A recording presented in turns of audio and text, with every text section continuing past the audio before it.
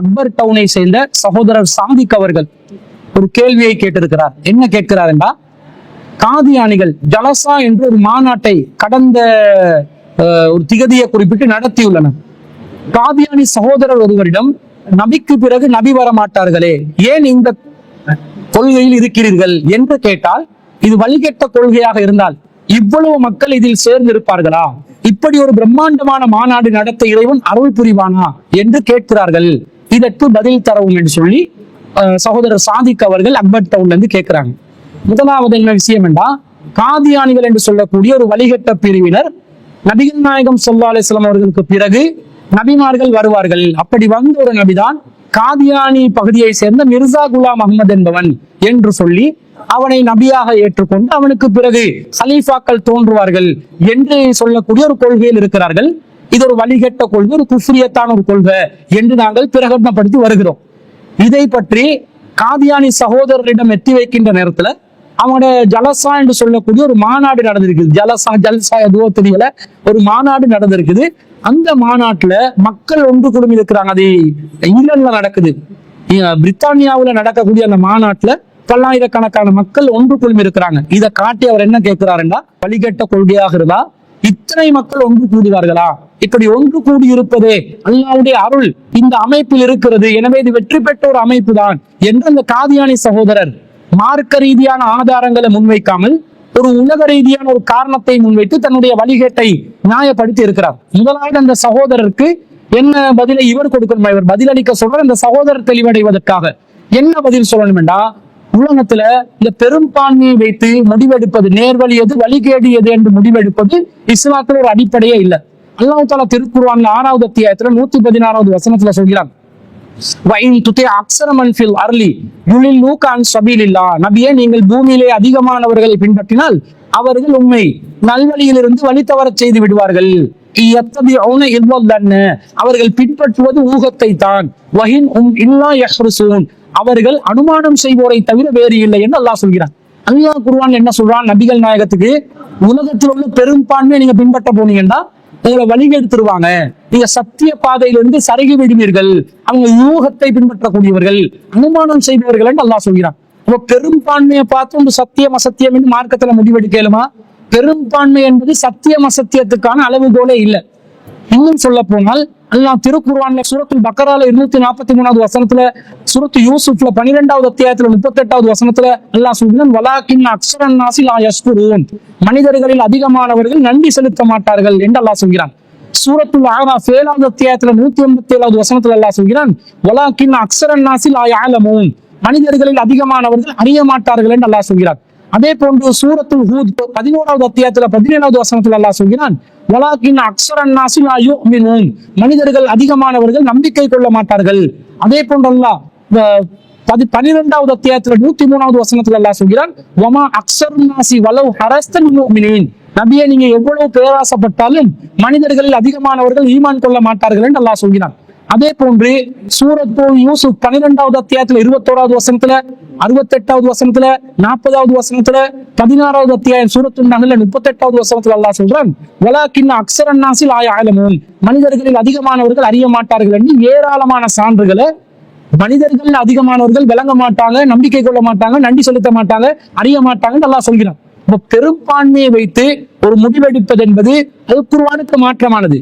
அதுவே வழிகேடுக்கு நம்மை இட்டு செல்லும் என்பதை அந்த காதியானி சகோதரருக்கு பதிலாக சொல்லிக் கொள்ள வேண்டும். அடுத்ததாக, இவர்களுடைய கொள்கை சரியா பிழையா என்பதை எதை வைத்து நாங்கள் முடிவு செய்ய வேண்டும் என்றால், குர்ஆன் ஹதீஸ்ல நபித்துவம் சம்பந்தமாக என்ன சொல்லப்படுகிறது, இறுதி நபி சம்பந்தமாக என்ன சொல்லப்படுகிறது என்பதை வைத்துதான் முடிவெடுக்க வேண்டும். அந்த அடிப்படையில பார்த்தா நபிகள் நாயகம் ஸல்லல்லாஹு அலைஹி வஸல்லம் அவர்களுக்கு பிறகு நபிமார்கள் யாரும் வரமாட்டார்கள் என்று அல் குர்ஆனும் சுன்னாவும் சொல்கிறது. ஆனா இந்த காதியானிகள் என்ன சொல்கிறார்கள் என்று சொன்னா, 1835ஆம் ஆண்டுல பிறந்த, அதே மாதிரி 1908ஆம் ஆண்டுல இறந்த இந்த மிர்சா குலாம் அஹ்மத் என்பவன், காதியானி பகுதியை சேர்ந்த மிர்சான் குலாம் அஹ்மத் என்பவர் நபிகள் நாயகத்துக்கு பின்னாடி ஒரு நபியாக வந்தார் என்று நம்புகிறார்கள். இது நேரடியாக அல் குர்ஆனுக்கு மாற்றமாக இருக்கிறது. அல்லாஹ் தஆலா 7வது அத்தியாயத்துல 188வது வசனத்துல, யா அய்யுஹன் நாஸ், மனிதர்களே, இன்னி ரசூலுல்லாஹி இலைக்கும் ஜமீஆன், நான் உங்கள் அனைவருக்கும் அல்லாஹ்வின் தூதர் என்று அல்லாஹ்வின் தூதர் ஸல்லல்லாஹு அலைஹி வஸல்லத்துக்கு சொல்றாங்க. அப்ப கியாமத் நாள் வரைக்கும் உள்ள மனிதர்களுக்கு முஹம்மது நபி ஸல்லல்லாஹு அலைஹி வஸல்லம் தான் தூதராக இருப்பார்கள். அப்ப வேறு யாரும் நபி வர வேண்டிய அவசியம் இல்லை, தூதர் வர வேண்டிய அவசியம் இல்லை. அதே போன்று 21வது அத்தியாயத்துல 107வது வசனத்துல அல்லாஹ் சொல்றான், வமா அர்சல்நாக இல்லா ரஹ்மத்தல் லில் ஆலமீன், நபியே உங்களை நான் இந்த உலகத்தாருக்கு அருட்கொடையாகவே தவிர அனுப்பவில்லை. அப்ப அல்லாஹ்வின் தூதர் தான் உலகத்தாருக்கு அருட்கொடை. அப்ப கியாமத் நாள் வரைக்கும் உள்ள மக்களுக்கு அருளாக நேர்வழி காட்டக்கூடியவர் நபிகள் நாயகம் தான் என்பது இதன் மூலம் விளங்குகிறது. அதே போன்று 34வது அத்தியாயத்தில் 28வது வசனத்தில் அல்லாஹ் சொல்கிறான், வமா அர்சல்நாக இல்லா காஃபத்தன் லின்னாஸ், நபியே உங்களை மனித குலம் அனைவருக்கும் நபியாக அனுப்பியிருக்கிறோம். பஷீரம் வனதீரா, நற்செய்தி சொல்பவராக, எச்சரிக்கை செய்பவராக. வலாக்கின் அக்ஸர் அன்னாஸி லா யஅலமூன், ஆனால் அதிகமான மக்கள் விளங்க மாட்டார்கள் என்று சொல்லி அல்லாஹ் சொல்கிறார். அதே போன்று 25வது அத்தியாயத்துல 1வது வசனத்துல தபாரக்கல்லதி நஸ்ஸலல் ஃபுர்கான அலா அப்திஹி லியகூன லில் ஆலமீன நதீரா, அல்லாஹ் தனது அடியாருக்கு இந்த ஃபுர்கானை அருளினானே அவனுக்கே எல்லா பாக்கியமும். அவன் எத்தகையவர் என்றால் மக்கள் அனைவருக்கும், அகிலத்தார் அனைவருக்கும் எச்சரிக்கை செய்பவராக இந்த நபியை அனுப்பி இருக்கிறார் என்று சொல்லி ஏராளமான குர்ஆன் வசனங்கள் ரசூலுல்லாஹ் தான் கியாமத் நாள் வரைக்கும் நபி என்றதை உறுதிப்படுத்துகிறது. அதே போன்று நபி ஸல்லல்லாஹு அலைஹி வஸல்லம் அவர்கள் சஹீஹுல் புகாரியிலே 335வது செய்தியில ஜாபிர் இப்னு அப்துல்லா ரலியல்லாஹு அன்ஹு அவங்க அறிவிக்கக்கூடிய செய்தியில ரசூலுல்லாஹ் சொல்றாங்க, வகான நபியு யுபஅசு இலா கௌமிஹி ஹாஸா, ஒவ்வொரு நபியும் தன்னுடைய சமுதாயத்துக்காக ஹாஸாவாக அனுப்பப்பட்டுள்ளார், அந்த சமூகத்துக்கு மட்டும் நபியாக அனுப்பப்பட்டுள்ளார். வபுஇஸ்து இலன் நாஸி ஆம்மா, ஆனால் நான் ஒட்டுமொத்த மனித சமூகத்துக்கு நபியாக அனுப்பப்பட்டுள்ளேன் என்று இந்த வசனத்துக்கு விளக்கமாக நபிகள் நாயகம் ஸல்லல்லாஹு அலைஹி வஸல்லம் அவர்கள் சொல்லி இருப்பதை பார்க்கிறோம். அதே போன்று சஹீஹ் முஸ்லிம்ல 4777வது செய்தியை ஸஅத் இப்னு அபீ வக்காஸ் ரலியல்லாஹு அன்ஹு அவங்க அறிவிக்கிறாங்க. ரசூலுல்லாஹ் சொல்றாங்க, ஹல்லஃப ரசூலுல்லாஹி ஸல்லல்லாஹு அலைஹி வஸல்லம் அலி இப்னு அபீ தாலிப் ஃபீ கஸ்வத்தி தபூக், தபூக்குடைய போரின் போது அலி ரலியல்லாஹு அன்ஹு அவர்களை மக்களை பார்த்து கொள்ளுமாறு நபி ஸல்லல்லாஹு அலைஹி வஸல்லம் அவர்கள் நியமிக்கிறார்கள், பிரதிநிதியாக நியமிக்கிறார்கள். அப்ப அலி ரலியல்லாஹு அன்ஹு கேக்குறாங்க, யா ரசூலல்லாஹ் துஹல்லிஃபுனி ஃபி நிசாஇ வஸ்ஸிபியான், பெண்களையும் சிறுவர்களையும் பார்ப்பதற்காகவே என்னை நீங்கள் பிரதிநிதியாக நியமிக்கிறீர்கள் என்று கேட்ட நேரத்துல ரசூலுல்லாஹ் சொல்றாங்க, அமா தர்லா அன் தகூன மின்னி பிமன்சிலத்தி ஹாரூன மின் மூசா, அலியே நீங்க மூசாவுக்கு ஹாரூன் எந்த இடத்தில் இருந்தாரோ அந்த மாதிரி எனக்கு நீங்கள் இருப்பதை நீங்கள் விரும்பவில்லையா, என்னுடைய ஒரு பிரதிநிதியாக இருப்பதை நீங்கள் விரும்பவில்லையா என்று சொல்லிவிட்டு ஆனால் ஒரு விஷயத்தை புரிந்து கொள்ளுங்கள், எனக்கு பிறகு எந்த நபியும் இல்லை என்று நபி ஸல்லல்லாஹு அலைஹி வஸல்லம் சொல்றாங்க. அப்ப எந்த நபியும் இல்லைன்னு சொன்ன பிறகு மிர்சா குலாம் அஹ்மத் எப்படி நபியாக ஆக்குவாங்க, அது வழிகட்ட சிந்தனையாக வருகிறது. அதே போன்று அபூ ஹுரைரா ரலியல்லாஹு அன்ஹு அவர்கள் அறிவிக்கக்கூடிய ஒரு செய்தி புகாரிலே 3455வது செய்தியாக பதிவு செய்யப்படுகிறது. அதுல என்ன வருது, கானத் பனு இஸ்ராயீல தசூசுஹுமுல் அன்பியா, பனு இஸ்ரவேலர்களை நபிமார்கள் தான் பராமரித்து வந்தார்கள், நபிமார்கள் தான் அவர்களுக்கு நிர்வகிப்பவர்களாக இருந்தார்கள். ஹலக்க நபியுன் ஹலஃபஹு நபியுன், ஒரு நபி மரணித்து விட்டால் இன்னொரு நபி அவருக்காக வேண்டி நியமிக்கப்படுவார். வ இன்னஹு லா நபிய பஅதி, ஆனால் எனக்கு பிறகு எந்த ஒரு நபியும் கிடையாது. வஸயகூனு குலஃபாஉ ஃபயக்ஸுரூன், ஆனால் எனக்கு பிறகு ஹலீஃபாக்கள் தான் வருவார்கள், அவர்கள் அதிகமானவர்களாகவே இருப்பார்கள் என்று நபி ஸல்லல்லாஹு அலைஹி வஸல்லம் சொன்னதுல இருந்து நபிக்கு பிறகு எந்த நபியும் இல்லை, ஹலீஃபாக்கள் வேண்டும் என்றால் வரலாம் என்ற செய்தியை இந்த செய்திகள்ல இருந்து பாக்குறோம். அப்ப காதியானிகள் என்ன சொல்றாங்க தெரியுமா, மிர்சா குலாம் அஹ்மத் நபிக்கு பிறகு வந்த நபி என்றாங்க. அப்ப நபி என்று சொல்றீங்களே, இந்த இத்தனை குர்ஆன் வசனங்களுக்கும் இத்தனை ஹதீஸ்களுக்கும் மாற்றமாக அவரை நபி என்று நீங்க சொல்றீங்களே, அவருக்கு வந்த வேதம் என்ன, அவருக்கு வேதத்தை நீங்கள் எடுத்து காட்டுவீர்களா? மிர்சா குலாம் அஹ்மத் ஒரு நபி என்று அவருக்கு வேதம் வந்திருக்கிறோம், எல்லா நபிமார்களுக்கும் நல்ல வேதம் கொடுத்திருக்கிறார். மிர்சா குலாம் அஹ்மதுக்கு வந்த வேதம் என்ன, அந்த வேதத்துக்கு அவர் விளக்கமா சொன்ன நூட்கள் என்ன, அவருடைய மிர்சா குலாம் அஹ்மதுடைய ஹதீஸ்கள் என்ன, அவைகளை பட்டியல் போட்டா காமலீலைகளும் முரண்பாடுகளும், ஒரு பெண்ணை திருமணம் முடிப்பதற்காக அலைந்து திரிந்த கதைகளும், ஒருவனை தன்னுடைய பகைவனை கழித்து இருப்பதற்காக இந்த மார்க்கத்தை பயன்படுத்திக் கொண்ட விதத்தையும், ஆங்கிலத்தில் வகி வந்ததும் அது இலக்கண முரண்பாடுகளுடன் வந்ததையும் என்று ஏராளமான குளறுபடிகளை நாங்கள் பார்க்கிறோம். அப்ப அது வகியா, வகி என்றா தெளிவாக இருக்கும். அவருக்கு இங்கிலீஷ்ல வகி வந்துச்சான், வேகமா வகி வந்துதான், அதனால அந்த வகியில கிராமட்டிக்கல் மிஸ்டேக் வந்துச்சாம் என்றெல்லாம் உணரி கற்ற அளவுக்கு வகியை ஒரு குழப்பமாக சொல்லக்கூடிய ஒருவரை நபி என்று கொண்டிருப்பது எவ்வளவு பெரிய ஒரு வழிகேடு, எவ்வளவு பெரிய ஒரு குஃப்ரியத்தான காரியம் என்பதை நாங்கள் விளங்க வேண்டும். ஆனா இவங்க என்ன சமாளிக்கிறாங்க தெரியுமா, மிர்சா குலாம் அஹ்மது நபியா வந்துட்டாரு, சரி, அதற்கு பிறகு யாரு நபி என்று கேட்டா அதற்கு பிறகு நபி வர மாட்டாங்க, அதற்கு பிறகு ஹலீஃபாக்கள் வருவாங்க என்று சொல்கிறார்கள்.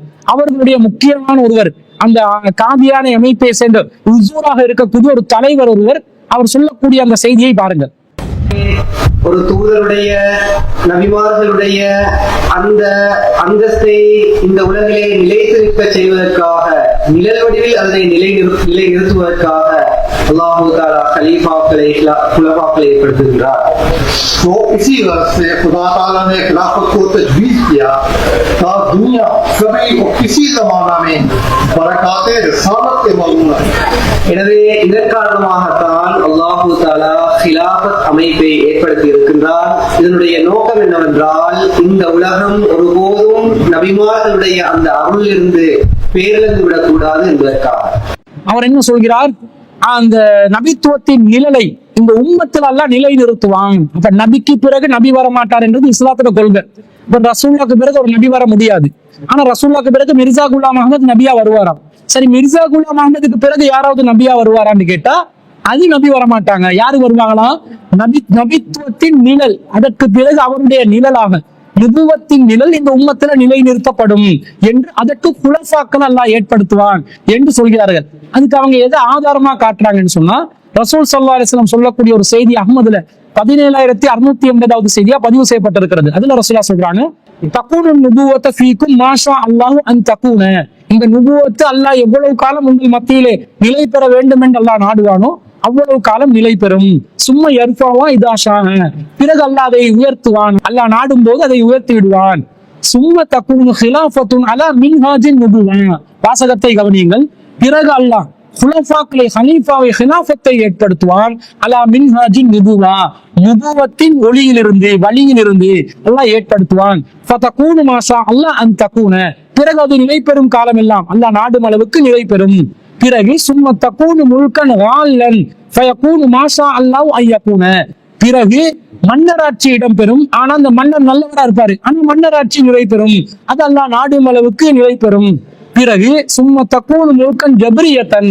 பிறகு அல்லாஹ் அடக்குமுறை செய்யக்கூடிய ஒரு மன்னராட்சியை ஏற்படுத்துவான். ஃபதகூனு மாஷா அல்லாஹ் அன் தகூன. அல்லாஹ் நாடிய காலம் வரைக்கும் அது நிலை பெறும் என்று சொல்லிட்டு கடைசியா ரசூலா சொல்றாங்க, சும்ம தகூனு கிலாஃபத்தன் அலா மின்ஹாஜின் நுபுவா.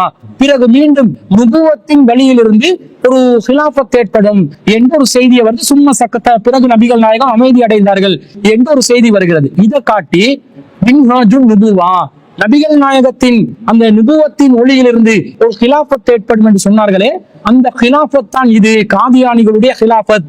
இந்த ஹிலாஃபத்தின் ஹலீஃபாவாகத்தான் காதியானிகளின் உசூர் தலைவர் இருக்கிறார். அவர்தான் அந்த ஹலீஃபா. எனவே அந்த ஹலீஃபாவுடைய அந்த நுபுவத்தின் நிழலில், நுபுவத்தின் வழியில் ஏற்படக்கூடிய அந்த ஹிலாஃபத்துக்கு நாங்க கட்டுப்படணும் என்ற மாதிரி ஒரு கருத்தை சொல்கிறார்கள். இப்ப இங்க மின்ஹாஜுன் நுபுவாண்டு வருது. மின்ஹாஜுன் நுபுவாண்டு வந்தா என்ன அர்த்தம்? நுபுவத்தின் வழியிலிருந்து. ரசூல் ஸல்லல்லாஹு அலைஹி வஸல்லம் நுபுவத்தின் வாசல் அடைக்கப்பட்டு விட்டது என்றாங்க. நற்செய்திகள் மட்டும் வரும் என்றாங்க. நல்ல கனவுகள் தான் நற்செய்திகள் என்றாங்க. இதை தாண்டி நுபுவத்த வழியில, நுபுவத் அடிப்படையில வஹி வந்து ஆட்சிக்கு வழிகாட்டப்படாது. ஆனா ரசூல் என்ன சொல்றாங்க? ஒரு எனக்கு பிறகு ஆரம்பத்துல ரசூல் சொல்றாங்க, தகூனு நுபுவத்த ஃபீக்கும் மாஷா அல்லாஹ் வ தகூன. நுபுவத்து அல்லாஹ் நாடும் அளவு காலம் அளவுக்கு நிலை பெறும். சும்ம தகூனு ஹிலாஃபத்துன் அலா மின்ஹாஜின் நுபுவா. பிறகு நுபுவத்தின் வழியில், மின்ஹாஜின் நுபுவாவில் ஒரு ஹிலாஃபத் ஏற்படும் என்றாங்க. அதாவது அபூபக்கர் ரலியல்லாஹு ஹிலாஃபத், உமர் ரலியல்லாஹு ஹிலாஃபத், உஸ்மான் ரலியல்லாஹு ஹிலாஃபத், அலி ரலியல்லாஹு ஹிலாஃபத், முஆவியா ரலியல்லாஹு ஹிலாஃபத், யஸீத் ரலியல்லாஹு ஹிலாஃபத் ஒரு ஹிலாஃபத் வழி வருது. இது மின்ஹாஜுன் நுபுவா, நுபுவத்தின் வழியில் இந்த ஹிலாஃபத் அமையும் என்றாங்க. இந்த நுபுவத்தின் வழியில் உள்ள ஹிலாஃபத்துல உள்ள ஆட்சியாளர்கள், குலஃபாக்கள், அவர்கள் அல்லாஹ்விடமிருந்து வஹி பெற்றவர்களாக தங்களை அறிவித்துக் கொண்டார்களா? அல்லாஹ்வின் வஹியை பெற்றுதான் நாங்கள் ஆட்சி நடத்துகிறோம் என்று சொன்னார்களா? அப்ப மின்ஹாஜுன் நுபுவாண்டா நுபுவத்தின் நிழல் என்றால், நபிக்கு பிறகு வஹி வந்து அந்த நுபுவத் நடைபெறாது. நபி எந்த வழியில் கிலாஃபத்தை செய்தார்களோ, ரசூல் ஸல்லல்லாஹு அலைஹி வஸல்லம் அல்லாஹ்வின் தூதர் என்றதனால ஹலீஃபான்னு சொல்ல மாட்டோம். ஏனென்றால் ரசூல் அல்லாஹ்வின் தூதராக தூது பணியையும் நிலைநிறுத்தினார்கள், ஆட்சி பணியையும் நிலைநிறுத்தினார்கள்.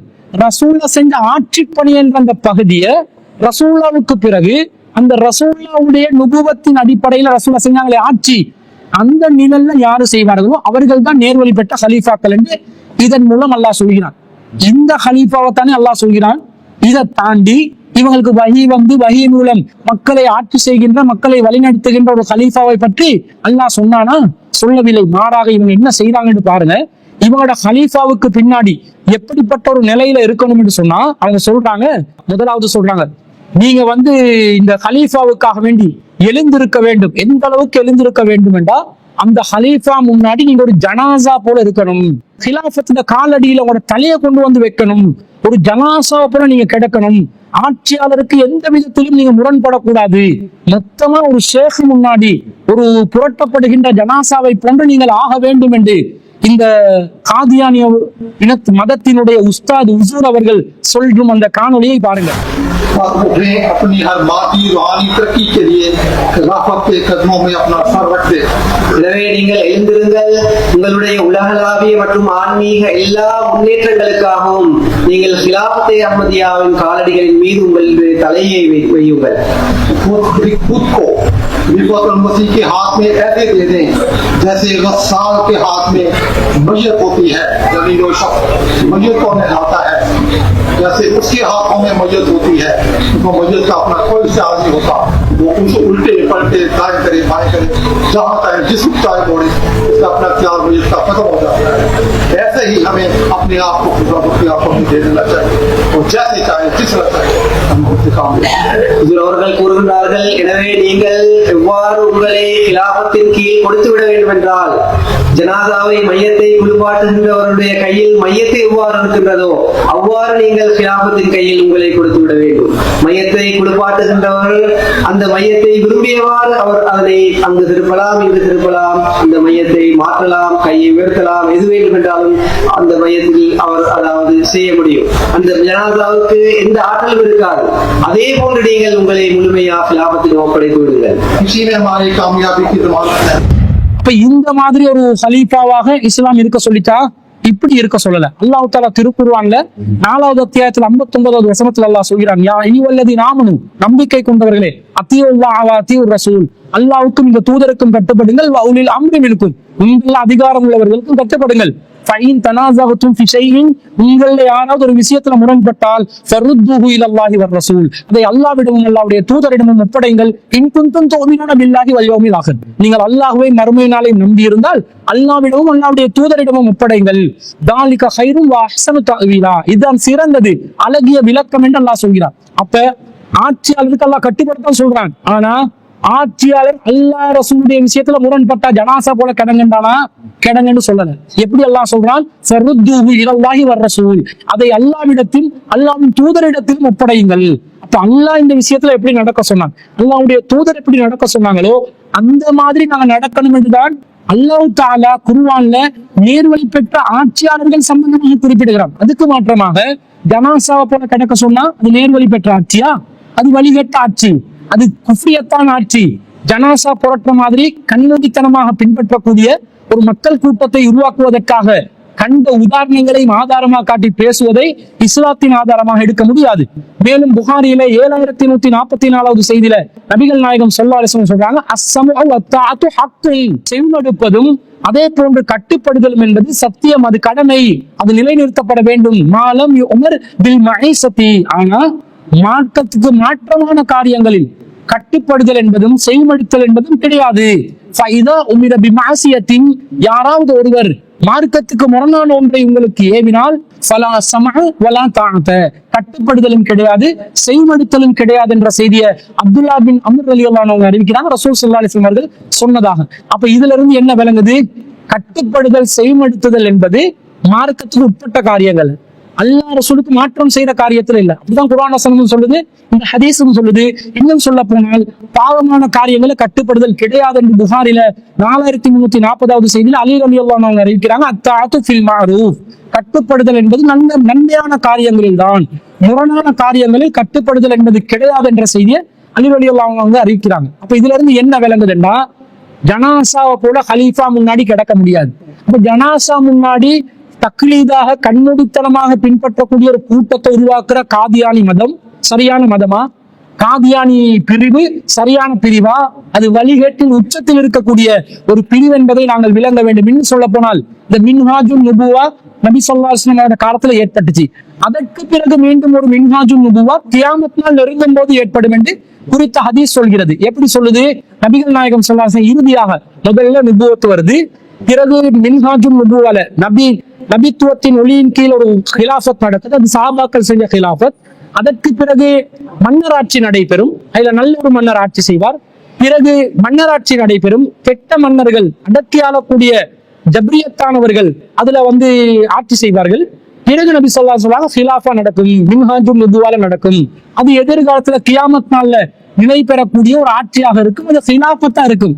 ஹிலாஃபத் என்றா ஆட்சி அதிகாரம் செலுத்தக்கூடிய ஒன்றா இருக்கும். அந்த ஹிலாஃபத் நபி வழி அடிப்படையில் ஹிலாஃபத்தை செய்யும் என்று வருது. ஏண்டா ஹிலாஃபத் என்பது அல்லாவின் கலீஃபா என்பது அல்லாவின் பிரதிநிதியும் அல்ல. யாருடைய பிரதிநிதி என்றால் அது ரசூலுல்லாவின் பிரதிநிதி என்பதை நாங்கள் புரிந்து கொள்ள வேண்டும். அஹ்மதுல் 56வது செய்தியில் அபூ முலைக்கா என்பவர் அறிவிக்கிறார், அபூபக்கர் ரலியல்லாஹு அன்ஹு அவர்களிடம் அபூ முலைக்கா அவர்கள் கேட்கிறார்கள், யா கலீஃபத் அல்லாஹ், அல்லாவின் கலீஃபா என்று அழைக்கிறார்கள், விழிக்கிறார்கள். அப்ப அவர் சொல்கிறார், அபூபக்கர் அவர்கள், ஆனா கலீஃபத்து ரசூலில்லாஹ், நான் அல்லாஹ்வின் தூதருடைய கலீஃபா ஸல்லல்லாஹு அலைஹி வஸல்லம், வஅன ராலின் பிஹி வஅன ராலின் பிஹி வஅன ராலின் பிஹி, அதுதான் நான் திருப்தி அடைகிறேன், அதுதான் நான் திருப்தி அடைகிறேன், அதுதான் நான் திருப்தி அடைகிறேன் என்று சொல்கிறார். அல்லாஹ்வின் கலீஃபாவாக இருக்க யாருக்கு முடியாது. ஒருவர் இல்லாத நேரத்துல இன்னொருவர் பிரதிநிதியாக இருக்க முடியும், இருக்கும்போது பிரதிநிதியாக இருக்க முடியாது. அப்ப அல்லாஹ் எப்பயாவது இல்லாம போனாதான் நாங்க பிரதிநிதியாக முடியும். அல்லாஹ் இல்லாம போவானா?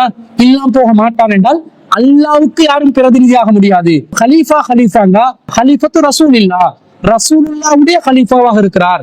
ரசூலுல்லாஹ்வுடைய ஹலீஃபாண்டா ரசூலுல்லாஹ் ஆட்சி செய்த நபி வழியின்படி ஆட்சி செய்யக்கூடிய ஒரு நிலை. அதான் மின்ஹாஜுன் நுபுவா, அதான் சஹாபாக்கள் செஞ்சாங்க. எதிர்காலத்துல கியாமத் நாள் நெருங்கும் பொழுது ஒரு நபி வழி அடிப்படையில நுபுவத்தின் அடிப்படையில நிலை பெறக்கூடிய ஒரு ஆட்சி நிலவும் என்று ரசூல் ஸல்லல்லாஹு அலைஹி சொன்னாங்க. இப்ப இந்த காதியானிகள் செய்யக்கூடிய அந்த யூகேல இருக்கக்கூடிய அவர்களுடைய தலைமையகம் ஒரு ஹிலாஃபத்தா, அது ஒரு ஆட்சியா, அது மின்ஹாஜுன் நுபுவா, ஜனாசா போல இருக்க சொன்னா மின்ஹாஜுன் நுபுவா. காதியானி மக்கள், அப்பாவி மக்கள் இருக்கிறாங்க. அதுல பல பேர் எனக்கு தெரியும், தனிப்பட்ட முறையில் அறிந்தும் இருக்கிறேன். ஆனா அவர்களுடைய அந்த அப்பாவித்தனம் இந்த மார்க்கத்துல அவங்க நேர்வழி இருக்கிறதுக்கு ஆதாரமாகாது. அவர்கள் வழிகேட்டில் உச்சத்தில் இருக்கிறார்கள். அந்த குஃப்ரியத்தான கொள்கையிலிருந்து விடுபட வேண்டும். புகாரி என்ன சொல்லுது, முஸ்லிம் என்ன சொல்லுது, திருமிதி என்ன சொல்லுது, நசாய் என்ன சொல்லுது, ஹதீஸ் கிரந்தங்கள் என்ன சொல்லுது, எந்த செய்தியும் அவர்களுக்கு தெரியாது. அப்பாவித்தனமாக அவர்கள் சிக்கி கிடக்கிறார்கள். ஆனால் அந்த அப்பாவித்தனத்திலிருந்து அவர்கள் விடுபட்டு காதியானி மதத்திலிருந்து அவர்கள் இஸ்திக்பார் செய்து கலிமாவை ஏற்றுக்கொண்டு அவர்கள் முஹம்மது ரசூலுல்லாஹ்வை இறுதி நபித்துவத்தை உறுதியாக ஏற்றுக்கொள்ள வேண்டும். இதற்கு மாற்று கருத்து காதியானி மதம் சொல்லும் என்று சொன்னால் அவர்களுடைய நாங்கள் பகிரங்கமாக விவாதத்திற்கு தயாராக இருக்கிறோம். பகிரங்க மேடையில உங்களுடைய அந்த சிந்தனை சித்தாந்தங்கள் எல்லாம் வழிகேடு என்பதை தோலுறுத்தி காட்டுவதற்கு நாங்கள் தயாராக இருக்கிறோம்.